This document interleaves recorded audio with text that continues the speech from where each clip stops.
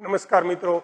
તો આપણે લાસ્ટ લેક્ચરમાં ધોરણ 9 વિજ્ઞાન ચેપ્ટર નંબર 2 આપણી આસપાસના દ્રવ્યો શુદ્ધ છે તેમાં અલગીકરણની પદ્ધતિઓ ભણતા હતા અને છેલ્લે આપણે ક્રોમેટોગ્રાફી જોઈ ગયા અને આજે સાદું નિસ્યંદન અને વિભાગીય નિસ્યંદન જોવાના છીએ. જો સાદું નિસ્યંદન અને વિભાગીય નિસ્યંદનમાં મોટો કાંઈ ફેર છે નહીં, પણ એક મુખ્ય તફાવત યાદ રાખવાનો છે તમારે. પહેલા તો સાદું નિસ્યંદન છે, સાદું નિસ્યંદન અને વિભાગીય નિસ્યંદન ભાઈ કેવા ઘટકોને અલગ કરવામાં, તો કે એકબીજામાં શરત શું છે, તો કે શરત ઈ છે કે એકબીજામાં સરળતાથી મિશ્ર થઈ શકે તેવા ઘટકોને અલગ કરવા માટે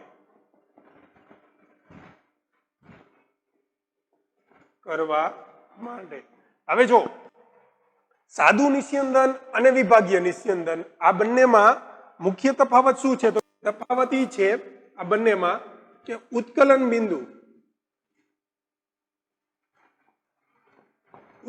બિંદુનો તફાવત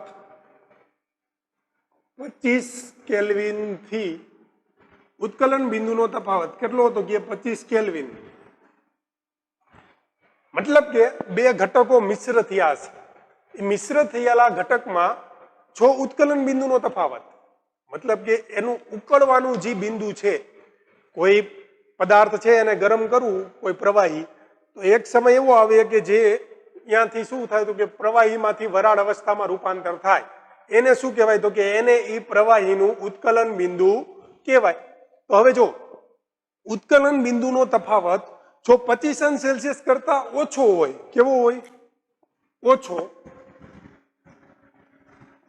મતલબ કે બાઈનો ઉત્કલન બિંદુનો તફાવત નજીક નજીક હોય. ઓછો હોય એટલે કેવો હોય તો કે નજીક નજીક, બરોબર. અને જો વધારે હોય, ઓછો હોય તો વિભાગીય નિસ્યંદન, અને જો વધારે હોય તો સાદું નિસ્યંદન દ્વારા પણ અલગ કરી શકાશે. આપો આપણે નિસ્યંદન જોતા જાય અને સમજતા જાય. જો પેલા શું કર્યું તો કે મેં એક ફ્લાસ્ક લીધો, આ જે ગોળાકાર તમને દેખાય છે આકૃતિમાં દર્શાવવાનો પ્રયત્ન કરેલો છે, એ શું છે તો કે નિસ્યંદન ફ્લાસ્ક છે. શું છે? નિસ્યંદન ફ્લાસ્ક. આ નિસ્યંદન ફ્લાસ્કની અંદર મેં શું કર્યું તો કે મારું જે મિશ્રણ હતું, પેલામાં મિશ્રણ શું લીધું છે તો કે મિશ્રણ લીધું છે મેં એસીટોન અને પાણી. મિશ્રણ શું લીધું છે તો કે એસીટોન અને પાણી. એસીટોન અને પાણીનું મિશ્રણ લીધેલું છે. હવે જો એસીટોન અને પાણી છે એનું મિશ્રણ છે એને મેં કેમાં નાખ્યું તો કે મારું જે નિસ્યંદન ફ્લાસ્ક છે એમાં મેં એને નિસ્યંદનને નાખ્યું. પછી શું કરું છું તો કે ધીમે ધીમે ગરમી આપવાનું ચાલુ કરું છું. તો શું થશે તો કે આમાંથી જેનું ઉત્કલન બિંદુ ઓછું હશે, શું ઉત્કલન બિંદુ ઓછું હશે, મતલબ કે જે પેલા વાયુ અવસ્થામાં રૂપાંતર પામશે, એવું કોણ છે તો કે એવું છે એસીટોન. એસીટોનનું ઉત્કલન બિંદુ છે 56 અંશ સેલ્સિયસ. કેટલું છે? 56 અંશ સેલ્સિયસ. અને પાણીનું કેટલું છે તો કે 100 અંશ સેલ્સિયસ. કેટલું છે? 100 અંશ સેલ્સિયસ. આને જો મારે કેલ્વિનમાં લખવું હોય તો આમાં શું ઉમેર દઉં તો કે 273 ઉમેર દઉં. 273 ઉમેરું તો કેટલા થાય તો કે 9, 2 અને 329 કેલ્વિન. અને આમાં તો કે 273 ઉમેરીશ તો 373 કેલ્વિન. 229 કેલ્વિન કેનું છે તો કે આ એસીટોનનું ઉત્કલન બિંદુ છે. કેનું છે? એસીટોનનું. એસીટોન છે તો એસીટોનનું આ ઉત્કલન બિંદુ એસીટોનનું છે, ને આ કેનું છે તો કે પાણીનું છે. જો બેનો તફાવત 25 અંશ સેલ્સિયસ કરતા વધારે છે તો કે હા છે. જો વધારે હોય તો આપણે સાદું નિસ્યંદન દ્વારા અલગ કરી શકીએ છીએ. શું કરવાનું? બેના મિશ્રણને કેમાં નાખવાનું તો કે ફ્લાસ્કમાં નાખવાનું. પછી નીચેથી ગરમી આપવાનું ચાલુ કરીશ. ગરમી આપવાનું ચાલુ કરીશ એટલે શું થશે તો કે આમાંથી એસીટોન છે એનું વરાળ સ્વરૂપમાં રૂપાંતર થવાનું ચાલુ થઈ જશે. પેલા તો નીચે ધીમે ધીમે ગરમ થશે, પણ જેવું 56 અંશ સેલ્સિયસ તાપમાન બતાવશે કે એમાં થર્મોમીટરમાં 56 °C તાપમાન બતાવશે, એટલે થર્મોમીટરનું તાપમાન એક જગ્યાએ સ્થિર રહેશે થોડાક સમય માટે. કેમ? તો કે એસીટોન છે એ ગરમી લેતું જશે અને વાયુ સ્વરૂપમાં રૂપાંતર થતું જશે. ફરીથી પાણી અને એસીટોન છે, ગરમી આપું છું તાપમાન વધે છે, ગરમી આપું છું તાપમાન વધે છે, 56 °C પહોંચે છે. પછી શું થશે? તો કે એસીટોનનું બાષ્પમાં રૂપાંતર થવાનું શરૂ થઈ જશે. બાષ્પમાં રૂપાંતર થશે એનો મતલબ શું? કે બાષ્પમાં રૂપાંતર થશે એનો મતલબ એવો કે એસીટોન છે એ હવે પાણીમાંથી વરાળમાં પ્રવાહીમાંથી વરાળમાં રૂપાંતર થશે, અને વરાળમાં રૂપાંતર થશે પછી તો કે શું? તો કે ધીમે ધીમે આગળ વધશે. અને ક્યાં આવશે? તો કે સંઘનિત્ર, જળ સંઘનિત્ર. કેમાં આવશે? જળ સંઘનિત્ર. જળ સંઘનિત્રમાં શું કરવાનું છે? તો કે કાંઈ નહીં, એક જાડી નળી જ છે પાણીની, એમાં એક જગ્યાએથી ઠંડુ પાણી નાખવું, બીજી જગ્યાએથી બહાર કાઢવું. એટલે શું થશે? તો કે જે નળી છે એમાં બાષ્પ આવશે. બાષ્પ આવશે એટલે અહીંયા શું થશે? તો કે અહીંયા ઠંડા પાણીના સંપર્કમાં આવશે. કેના સંપર્કમાં આવશે? ઠંડા પાણીના. ઠંડા પાણીના સંપર્કમાં આવશે એટલે શું પડશે? ઠંડી પડશે. અને ઠંડી પડશે એટલે શેમાં રૂપાંતર થશે? તો કે જે વાયુ હતું એનું ફરી પાછું કેમાં? તો કે પ્રવાહીમાં. એટલે કે એસીટોન પ્રવાહીમાં રૂપાંતર પામશે. ફરીથી એસીટોન અને પાણીને ગરમ કર્યો એટલે એસીટોન ઉકળવા લાગ્યો. ઉકળ્યો એટલે શું થયું? વરાળમાં રૂપાંતર થયું, અને એ કેમાં? તો કે એ બાષ્પમાં રૂપાંતર થઈ અને કેમાંથી? જળ સંઘનિત્રમાંથી પસાર થશે. પણ જળ સંઘનિત્ર શું કામ કરશે? તો કે જે જળ સંઘનિત્ર છે એ ઠંડુ પાડવાનું કામ કરશે. શું કરશે? ઠંડુ પાડવાનું કામ. એક બાજુથી આપણે ઠંડુ પાણી નાખી છીએ અને બીજી બાજુથી ઠંડુ પાણી બહાર કાઢી લઈ છીએ, તો આ ઠંડુ પાડવાનું કામ કરશે. એટલે અહીંયા એસીટોન વળી પાછો પ્રવાહી સ્વરૂપમાં રૂપાંતર પામશે, અને એને હું કેમાં એકઠો કરી લઈશ? એક પાત્રમાં એકઠો કરી લઈશ. આ બીકર અથવા તો ગમે તે પાત્ર તમે લઈ શકો. તો આ રીતે પાણી છે એ પાણી હજી સુધી કેમાં હશે? ફ્લાસ્કમાં હશે. તો એસીટોન અને પાણી બે અલગ થઈ ગયું. તો આ નિસ્યંદન આપણે જે કર્યું એને કહેવાય સાદું નિસ્યંદન. શું કહેવાય? સાદું નિસ્યંદન. તો વિભાગીય નિસ્યંદનમાં એવું શું છે કે જે વિભાગીય નિસ્યંદન એકબીજાથી અલગ પાડે છે? એટલે કે સાદા નિસ્યંદન અને વિભાગીય નિસ્યંદનને અલગ કરે છે. તો કઈ ખાસ નથી, પણ વિભાગીય નિસ્યંદનમાં શું હોય છે? તો કે એવું મિશ્રણ હોય છે. કેવું મિશ્રણ હોય છે? એવું મિશ્રણ કે જેનો ઉત્કલન બિંદુનો તફાવત 25 °C થી ઓછો હોય છે. એટલે કે મિશ્રણ નો ઉત્કલન બિંદુનો તફાવત 25 કેલ્વિન થી ઓછો હોય.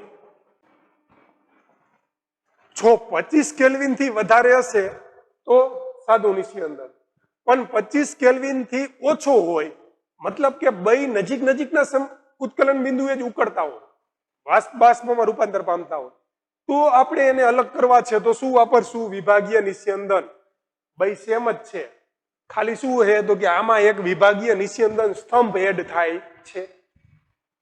આમાં પાણી એસીટોન, જો આની આકૃતિ જુઓ અને આની આકૃતિ જુઓ, બે સરખી જ લાગે, પણ ખાલી આમાં શું છે તો કે આમાં આપણે વિભાગીય નિસ્યંદન સ્તંભ વાપરો છે, આમાં વિભાગીય નિસ્યંદન સ્તંભ વાપરો નથી. આ એક મેન ડિફરન્સ છે, બાકી કોઈ જાતનો ફેર નથી. એનું કામ શું કામ વિભાગીય નિસ્યંદન સ્તંભની જરૂર પડશે?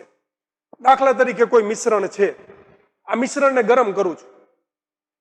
મિશ્રણ તરીકે કાંઈ પણ લઈ શકાય, હવા લઈ શકાય, બરોબર, બીજા કેટલાય પેટ્રોલિયમ પદાર્થો છે જે બહુ નજીકના ઉત્કલન બિંદુએ ઉકળે છે અથવા તો બાષ્પમાં રૂપાંતર પામે છે, તો એને પણ તમે લઈ શકો. જરૂરી નથી કે કોઈ ગમે તે પદાર્થ એવો હોય કે જે ઉત્કલન બિંદુનો તફાવત 25 કેલ્વિન કરતા ઓછો હોય. તો એવા કોઈ પણ બે પ્રવાહી પદાર્થો તમે ઉપયોગમાં લઈ શકો.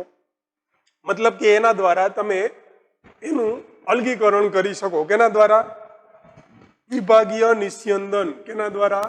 વિભાગીય નિસ્યંદન.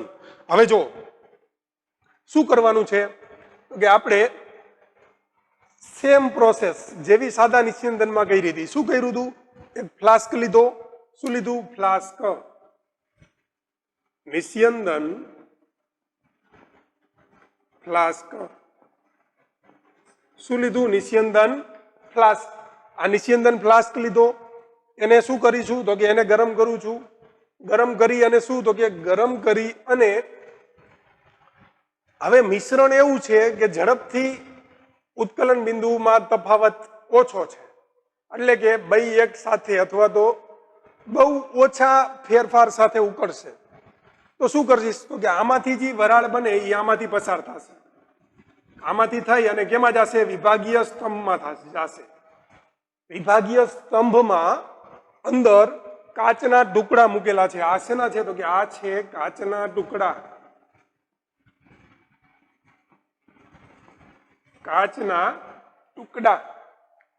કાચના ટુકડા શું કરશે? તો કે કાચના ટુકડા છે એ આ જે મિશ્રણની જે બાષ્પ છે, બરોબર, જેનું વાયુ સ્વરૂપમાં રૂપાંતર થયું છે એનું, તો કે એને શું આપશે? તો કે એને ઠંડુ પડવા માટે સપાટી આપશે.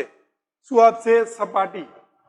હવે જો બે મિશ્રણ હશે, બેના ઉત્કલન બિંદુનો તફાવત જો 25 કેલ્વિન કરતા ઓછો હોય અને એવું મિશ્રણ હશે, એને હું શું આપું છું? ગરમી આપું છું. શું આપું છું?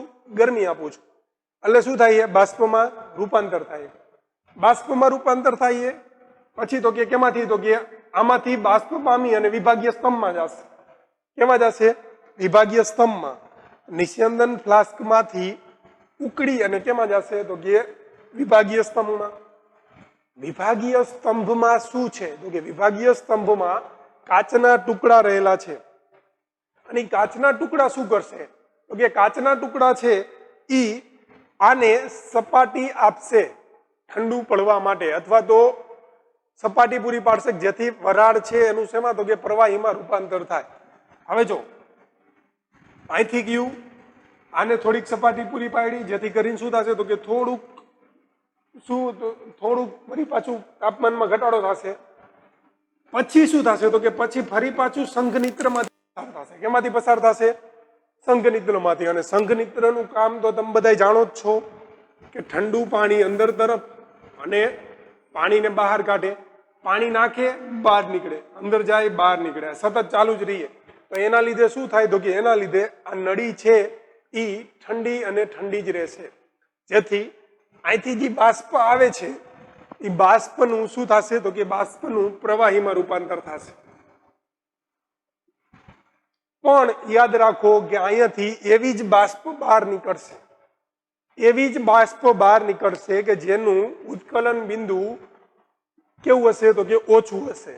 કેના કરતા? તો કે બીજા કરતા. બેનો ઉત્કલન બિંદુ, બે મિશ્રણ છે, ઉત્કલન બિંદુનો તફાવત ઓછો છે. તો એ બે ઉત્કલન બિંદુ છે, જે બે મિશ્રણ છે એમાં પણ જેનું ઓછું હશે એ જ અહીંથી બહાર નીકળશે. અને એક બીકરમાં આપણે એને એકઠું કરી શકશું. પડે ખબર? તો આ રીતે આપણે વિભાગીય નિસ્યંદન કામ કરે છે.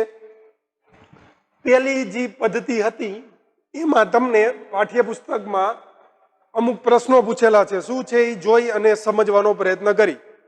પહેલા તો મિશ્રણને ગરમ કરો છો તો એવો કયો તાપમાનનો અંક છે, મતલબ કે કયા તાપમાને મિશ્રણ અટકી જશે ગરમ થવાનું, એટલે કે થર્મોમીટરમાં અંક છે એ સ્થિર બતાવશે. પેલા શું થાય? ગરમી આપો, તાપમાન વધે, ગરમી આપો, તાપમાન વધે. તો એવો કયો તાપમાનનો અંક છે, મતલબ કે એવું કયું તાપમાન છે કે જ્યાં થર્મોમીટર છે એ થોડીક વાર માટે સ્થિર રહે છે? તો તમે બધાય કહેશો કે શું થશે? તો કે ગરમ થશે, ગરમ થશે, ગરમ થશે. પછી તો કે શું થશે? તો કે પાણી અને એસિટોન છે, તો એસિટોનનું કેટલું છે? તો કે 56 અંશ સેલ્સિયસ છે. તો 56 અંશ સેલ્સિયસે પારો બતાવશે, પછી અટકી જશે. કેમ? તો કે 56 અંશ સેલ્સિયસે એસિટોન ઉકળે છે. એસિટોનનું પ્રવાહીમાંથી વાયુમાં રૂપાંતર થાય છે. તો અહીંયા થોડીક વાર માટે શું થશે? અટકી જશે. એટલે શું થશે?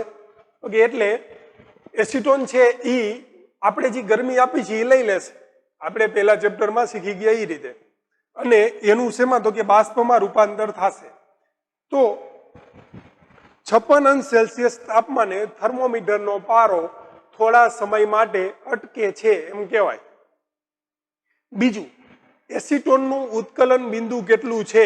એસિટોનનું ઉત્કલન બિંદુ તો કે કાં તો 56°C અને કાં તો 329 કેલ્વિન. 56°C અથવા 329 કેલ્વિન. મિશ્રણમાંના ઘટકોને અલગ કરી શકાય છે શા માટે? ચાલો, અહીંયા જે પહેલામાં મિશ્રણ હતું એને અલગ કરી શક્યા. શું કામ કરી શક્યા? તો એના માટે આપણે કહી શકીએ કે મિશ્રણમાં કોણ હતું? પાણી અને એસિટોન. કોણ હતું? પાણી અને એસિટોન. તો પાણી અને એસિટોનનો ઉત્કલન બિંદુનો તફાવત પૂરતો છે. કેવો છે? પૂરતો છે. મતલબ કે 25 કેલ્વિન કરતા વધારે છે.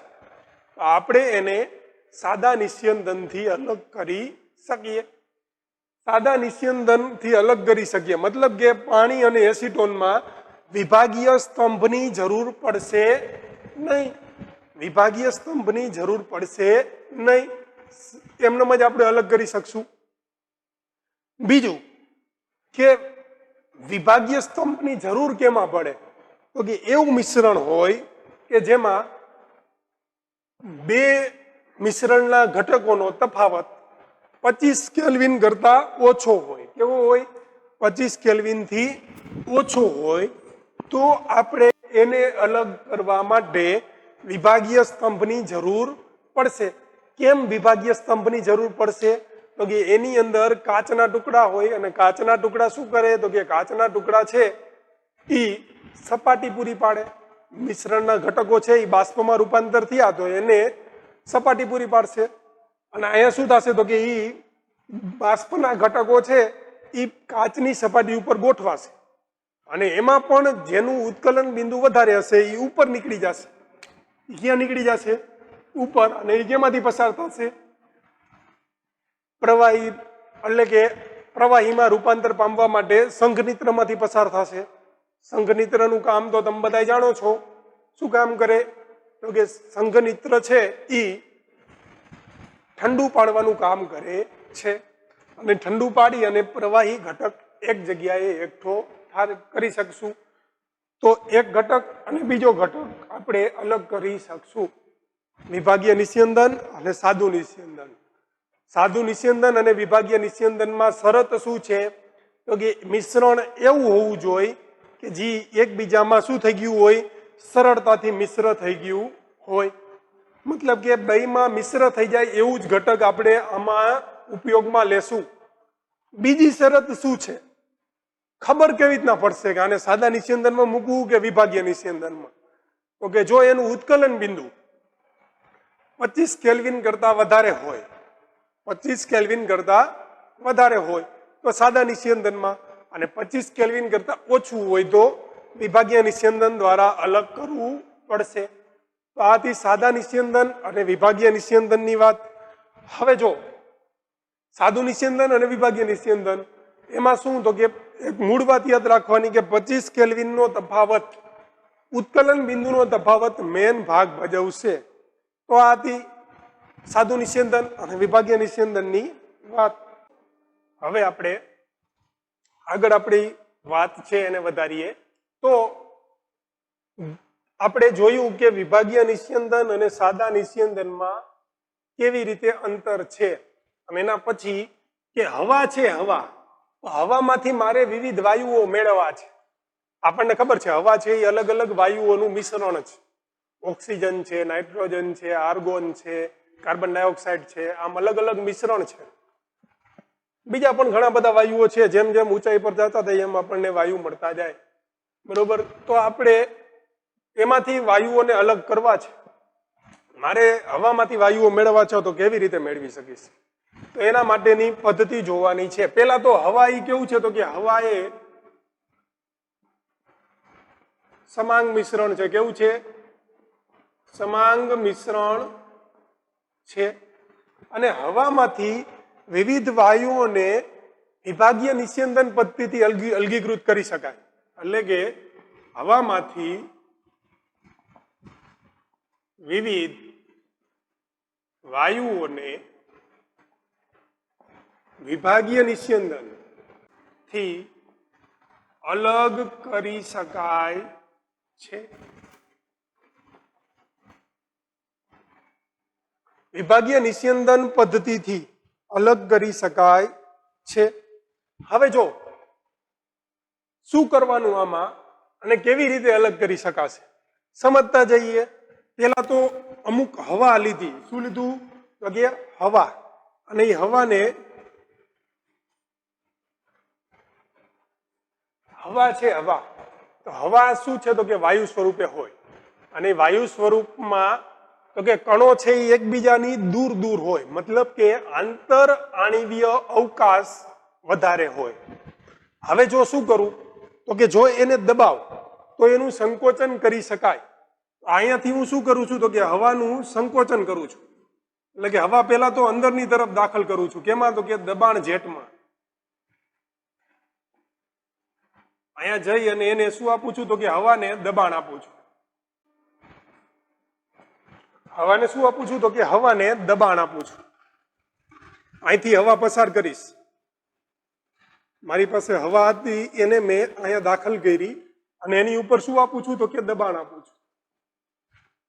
દબાણ આપીશ એટલે શું થશે તો કે સંકોચન પામશે હવા. એટલે હવે મને જે મળશે એ કેવી મળશે તો કે હવે સંકુચિત હવા મળશે. કેવી મળશે? સંકુચિત હવા. સમજો શું મળશે તો કે હવે મને સંકુચિત હવા પણ કેવી છે તો કે ગરમ છે. એટલે કે આપણે ખાલી એનું સંકોચન કરેલું છે. તો અહીંથી મને સંકુચિત હવા મળશે. કેવી મળશે? સંકુચિત હવા. હવે શું કરું છું તો કે સંકુચિત હવાને એક ફ્લાસ્કમાં આમાં દાખલ કરું છું. સંકુચિત હવા ક્યાં જશે તો કે આમાં જશે. પણ એમાં હું શું કરું છું તો કે આમાં એક નળી દ્વારા આ રીતે એક નળી દ્વારા અતિશય ઠંડુ પાણી.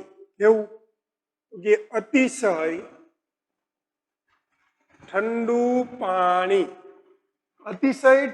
પાણી મેં પસાર કર્યું. એટલે કે હવા છે એને અહીંથી દાખલ કરી. આની અંદર અતિશય ઠંડુ પાણી આ નળી દ્વારા શું કર્યું? પસાર કર્યું. તો શું થયું સમજો. પેલા શું હતી? હવા હતી. હવા ઉપર દબાણ વધાર્યું. પછી શું કર્યું તો કે ઠંડુ પાણી દાખલ કર્યું. એટલે કે તાપમાન ઘટાડ્યું. શું કર્યું? તાપમાન ઘટાડ્યું. અહીંથી પાણી બહાર કાઢી લીધું. અને અહીંથી હવે મને જે હવા મળશે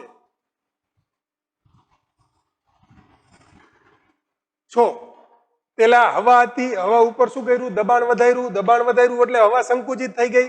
પછી એને તો કે શું કર્યું તો કે અતિશય ઠંડા પાણીમાંથી પસાર કરી. કેમાંથી તો કે હવામાંથી અતિશય ઠંડા પાણીને પસાર કર્યું. તો અતિશય ઠંડા પાણીને પસાર કર્યું એટલે મને હવે શું મળશે તો કે હવે સંકુચિત હવા તો મળશે જ. પણ કેવી મળશે તો કે ઠંડી સંકુચિત હવા. ટૂંકમાં કહું તો પ્રવાહી સ્વરૂપે ફેરવાઈ ગયેલી હશે. કેમ? દબાણ વધારો, તાપમાન ઘટાડો. વાયુનું કેમાં રૂપાંતર થાય? પ્રવાહીમાં રૂપાંતર થાય. પાઠ નંબર 1 યાદ કરો. હવા પર એટલે કે વાયુ પર દબાણ વધારવું અને તાપમાન ઘટાડવું તો વાયુનું પ્રવાહીકરણ થાય છે. હવા હતી. હવાનું દબાણ વધારી અને તાપમાન ઘટાડી દીધું. તાપમાન ઘટાડ્યું એટલે હવે મને એ કેવી મળશે તો કે ઠંડી સંકુચિત હવા મળશે. અને આ જે ઠંડી સંકુચિત હવા છે એને હું હવે અલગીકરણ કર્તામાં જવા દઈશ. કેમાં જવા દઈશ? અલગીકરણ કર્તા.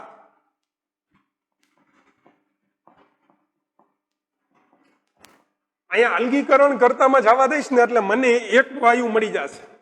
આમાંથી એક વાયુ મને મળી જશે. કયો વાયુ મળશે તો કે ઘન કાર્બન ડાયોક્સાઇડ.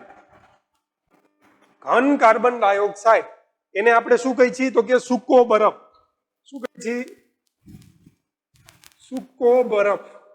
CO2 પણ કેવો હતો કે સોલિડ, એટલે અહીંયા S.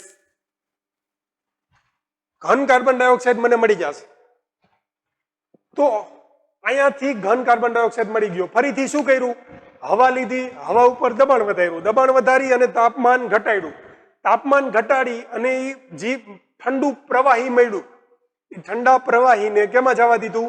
અલગીકરણ ગર્તામાં. તો અલગીકરણ ગર્તામાંથી મને ઘન કાર્બન ડાયોક્સાઇડ છૂટો પડી જશે અને મળી જશે. હવે શું કરું છું? તો કે હવે અહીંયા જે પ્રવાહી વધ્યું એને જવા દઉં છું વિસ્તરણ જેટમાં. કેમાં? વિસ્તરણ જેટ. કેમાં જવા દઉં છું? તો કે વિસ્તરણ જેટમાં. વિસ્તરણ જેટમાં શું છે? તો કે વિસ્તરણ જેટમાં પ્રવાહીકૃત હવા છે. પ્રવાહીકૃત હવા. કેમ? તો કે અહીંયા જ પ્રવાહીકરણ થઈ ગયું હતું, એને અલગીકરણમાં મોકલા તો કાર્બન ડાયોક્સાઇડ છૂટો પડી ગયો. કેમ? તો કે કાર્બન ડાયોક્સાઇડ પ્રવાહીમાં આવતો નથી, સીધો જ ઘન સ્વરૂપમાં રૂપાંતર પામે, તો અહીંથી જ મને મળી જશે. હવે શું વધ્યું? તો કે હવે જે મિશ્રણ વધ્યું એને મેં વિસ્તરણ જેટમાં મોકલું. કેમાં મોકલું? વિસ્તરણ જેટમાં. વિસ્તરણ જેટ શું કામ કરશે? તો કે વિસ્તરણ જેટ છે એ પ્રવાહીને છૂટી પાડશે. અને હવે આપણે કેમાં મોકલું છું? તો કે હવે મોકલું છું વિભાગીય સ્તંભ. કેમાં મોકલું છું? તો કે વિભાગીય નિસ્યંદન સ્તંભ. વિસ્તરણ જેટમાંથી જે પ્રવાહીકૃત હવા છે એને કેમાં મોકલી? તો કે વિભાગીય નિસ્યંદન સ્તંભમાં. તો આમાંથી મને 3 હવા મળશે. ઓક્સિજન, 3 વાયુ, સોરી, ઓક્સિજન, આર્ગોન અને નાઇટ્રોજન. ઓક્સિજન, આર્ગોન અને નાઇટ્રોજન, આ 3 વાયુઓ મને મળશે. ક્યાંથી? તો કે વિભાગીય નિસ્યંદન સ્તંભમાંથી. હવે સમજો 3 વાયુ છે તો 3 વાયુનું હવામાં પ્રમાણ કેટલું છે? તો હું લખું છું અહીંયા હવામાં કદથી, એટલે કે વેઇટ બાય વોલ્યુમ પર્સન્ટેજ. કદથી પ્રમાણ. મારે તમને હવે આ શીખડાવવાનું નથી, વેઇટ બાય વોલ્યુમ ભણી ગયા છીએ બરોબર, કે આટલા weight by volume, sorry, weight by volume percentage. હવામાં કદથી પ્રમાણ. જો તમે બધા જાણો જ છો હવામાં ઓક્સિજનનું પ્રમાણ કેટલું હોય? તો કે 21%. પણ આપણે કદથી પ્રમાણ જો પ્રોપર લખવું હોય તો 20.9%. 20.9%. આર્ગોનનું પ્રમાણ કેટલું છે? તો કે આર્ગોનનું પ્રમાણ છે 1%. એટલે અહીંયા હું લખું છું 0.9% આપણી પાઠ્યપુસ્તક પ્રમાણે. અને નાઇટ્રોજન કેટલા પ્રમાણમાં હોય? તો કે તમે બધા જાણો છો 78%. 78.01%. તો આ છે હવામાં કદથી પ્રમાણ. હવાનું જો ચોક્કસ કદ લઈ તો એમાં ઓક્સિજન છે એ કેટલો હોય છે? 21%, આર્ગોન 1% અને નાઇટ્રોજન છે એ 78% હાજર હશે. હવે એનું ઉત્કલન બિંદુ લખું છું. કેમ? તો કે વિભાગીય નિસ્યંદનમાં તો ઉત્કલન બિંદુનો તફાવત લેવા નથી ને આપણે. તો ઉત્કલન બિંદુ કેટલું છે? તો ઉત્કલન બિંદુ ઓક્સિજનનું છે -183. ફરીથી જો અત્યારે સામાન્ય વાતાવરણ અથવા તો 0°C તાપમાને પણ ઓક્સિજન છે એ વાયુ અવસ્થામાં હોય. કેવી અવસ્થામાં હોય? વાયુ અવસ્થામાં. સામાન્ય બુદ્ધિ વાપરવાની. જ્યારે વાયુ હોય તો વાયુના ઉત્કલન બિંદુ હંમેશા નીચા જ હોય. કેવા હોય? નીચા જ. કેમ? તો કે એલા સામાન્ય અવસ્થામાં તો એ વાયુ સ્વરૂપે હે, ઘટાડો છો તોય વાયુ સ્વરૂપે હે. મતલબ કે અતિશય તાપમાન ઘટાડશો તો અહીંયા પ્રવાહીમાં આવશે. ઓક્સિજન છે એ કેટલા? તો કે 183 કેલ્વિને પ્રવાહી અવસ્થામાં આવશે. -183 અંશ સેલ્સિયસ, સોરી, -183 અંશ સેલ્સિયસ કેમ આવશે? પ્રવાહી અવસ્થામાં આવશે. આર્ગોન કેટલું છે? તો કે આર્ગોનનું -186 અંશ સેલ્સિયસ. અને નાઇટ્રોજનનું કેટલું છે? તો કે નાઇટ્રોજનનું 196 અંશ સેલ્સિયસ માઇનસમાં. -196 અંશ સેલ્સિયસ. શું થાય? જો આ દાખલા તરીકે ટેમ્પરેચરની લાઈન છે. ટેમ્પરેચરની લાઈન છે, આ 0 છે. હવે શું કરું છું કે હવે તાપમાન ઘટાડું છું. તાપમાન ઘટાડું છું -100 એ પહોંચ્યો. -183 શું પૂછ્યો? -183 એટલે શું થઈ જશે? તો કે ઓક્સિજન પ્રવાહી અવસ્થામાં આવશે. પછી તો કે વરી ઘટાડ્યું, કેટલે પહોંચ્યો? તો કે -186. અહીંયા શું આવશે? તો કે અહીંયા આર્ગોન પ્રવાહી અવસ્થામાં આવશે. અને હજી આયલો ગયો -196°C. એટલે હવે મારી પાસે જો 196°C તાપમાન હોય ને તો આ ત્રણ પ્રવાહીમાં હોય.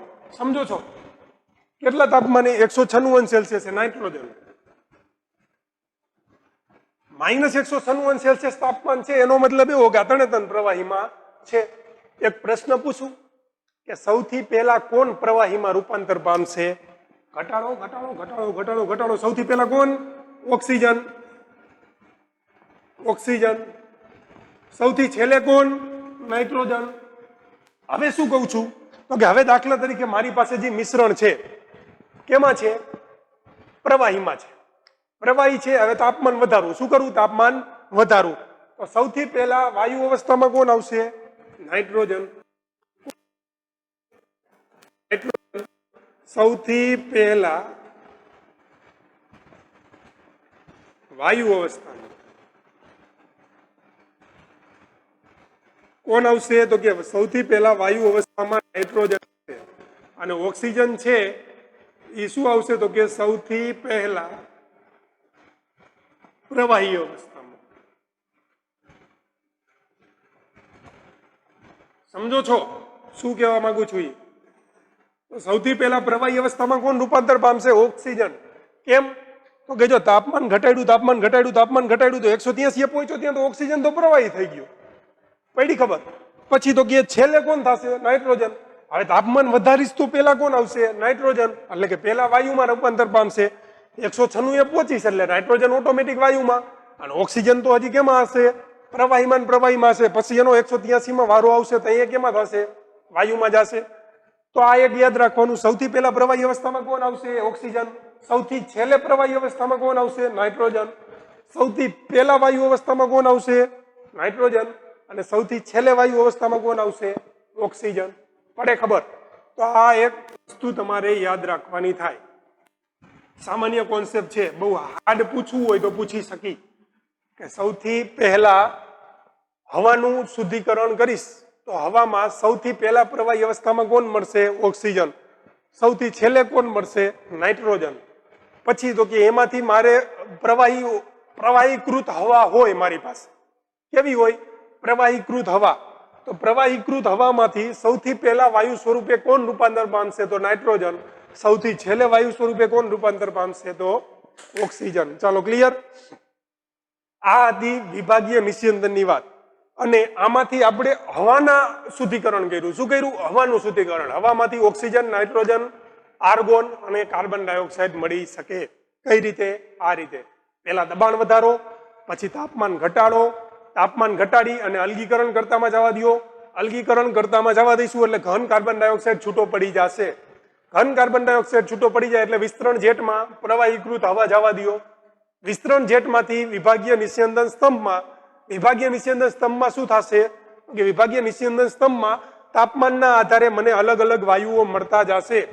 બરોબર? મેં તમને તાપમાન અને કદથી પ્રમાણ લખીને દીધું છે. તો આ રીતે. અને હમણાં એક લીટી દોરીને સમજાવ્યું હતું, એ પણ તમે લખી લેજો. અત્યારે યાદ રહી જશે, પછી ભૂલાઈ જશે. કે સૌ પ્રથમ વાયુમાં કોણ રૂપાંતર પામે? સૌથી છેલ્લે વાયુમાં કોણ રૂપાંતર પામે? સૌથી પહેલા પ્રવાહીમાં કોણ રૂપાંતર પામે? સૌથી છેલ્લે પ્રવાહીમાં કોણ રૂપાંતર પામે? ક્લિયર? અહીંયા સુધીની વાત હતી.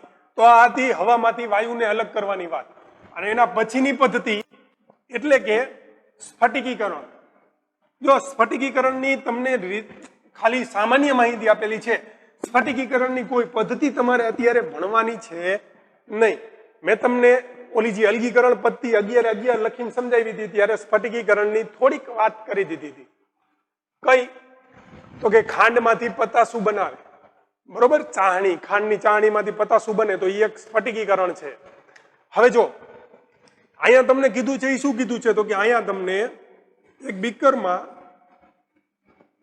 કોપર સલ્ફેટ CuSO4 પ્લસ પાણીનું મિશ્રણ લેવાનું કીધું. આને હું શું કરું છું તો કે આને હું ગરમ કરું છું. કઈ છે પદ્ધતિ? સ્ફટિકીકરણ. સામાન્ય માહિતી આપેલી છે. શું કરવાનું છે તો કે પહેલા જો બીકરમાં copper sulphate CuSO4 copper sulphate પાણીમાં કોપર સલ્ફેટ નાખવાનું. નાખો ઓગળી જશે, વરી નાખો ઓગળી જશે, વરી નાખો ઓગળી જશે. દ્રાવણ સંતૃપ્ત થઈ જાય. કેવું થઈ જાય? સંતૃપ્ત. પછી શું કરવાનું છે તો કે પછી એને ગરમ કરવાનું છે. અને ગરમ કરી અને ફરી પાછો કોપર સલ્ફેટ નાખવાનું. યાદ રાખજો, ગરમી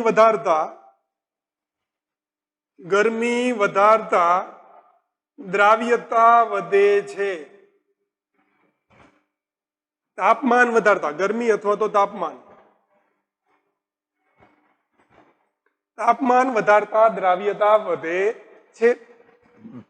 બીકરમાં કોપર સલ્ફેટ લીધો, નાખો, ઓગાડ્યો, વરી પાછો ઓગાડ્યો, વરી ઓગાડ્યો, ઓગળતો અટકી ગયો, ગરમ કર્યો એટલે વરી થોડોક ઓગળી ગયો.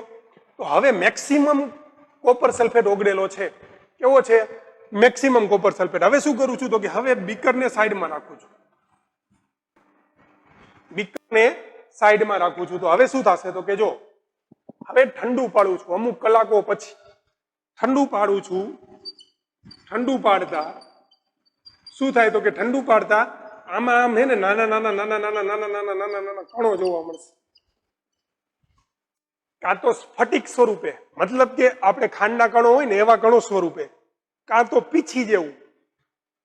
શું જોવા મળે તો કે પીછી જેવા ઘટકો જોવા મળશે. ઈ શું છે તો કે ઈ છે શુદ્ધ કોપર સલ્ફેટ. પડે ખબર? આ વાત છે સ્ફટિકીકરણની. શું છે? પેલા કોપર સલ્ફેટને ગરમ કર્યો, એમાં નાખતો ગયો, ગરમ કરતો ગયો, નાખતો ગયો, પછી શું કર્યું તો કે એને ઠંડુ પાડ્યું એટલે મને કોપર સલ્ફેટના ઘટકો મળ્યા. અને કોપર સલ્ફેટના ઘટકો જે મળે છે એ જ શું છે તો કે એ જ શુદ્ધ કોપર સલ્ફેટ છે.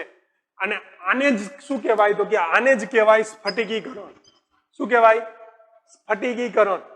સ્ફટિકીકરણની પદ્ધતિ છે ને એ બાષ્પીભવન કરતા ચડિયાતી છે. કેવી છે?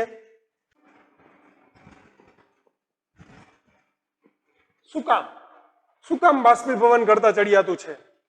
દાખલા તરીકે ખાંડ છે, ખાંડ અને પાણીને અલગ કરવું છે તો ગરમ કરું છું તો પાણીનું બાષ્પીભવન થશે તો બની શકે કે ખાંડ છે એના કણો કાળા પડી જાય.